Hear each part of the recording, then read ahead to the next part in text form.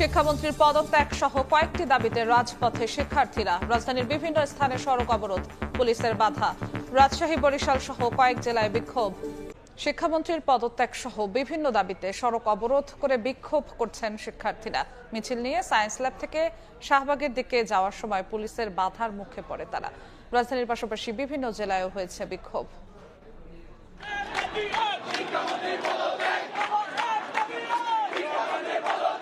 মঙ্গলবার সকাল থেকেই সায়েন্স ল্যাব মোড়ে জড়ো হন শিক্ষার্থীরা। বিক্ষোভ সমাবেশ শেষে শিক্ষামন্ত্রীর বিরুদ্ধে স্লোগান নিয়ে শাহবাগের দিকে এগোতে চাইলে পুলিশের বাধার মুখে পড়েন তারা।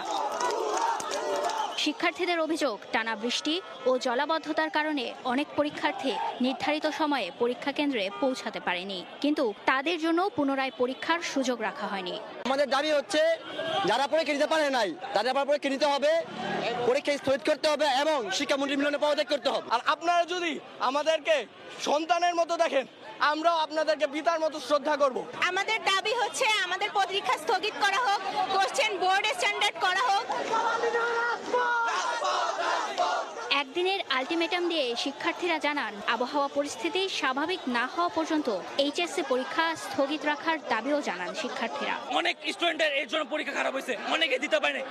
এটার জন্য যে একটা স্টুডেন্টের একটা বছর লস যাবে, সবার ফ্যামিলির সিচুয়েশন এক না। তো শুধু সুবিধা দিল চট্টগ্রামবাসীরে, আর ঢাকা শহর বিভিন্ন জেলার পোলাপান্ডে যে সুবিধা দিল না, এটা বৈষম্য হয়ে গেল না।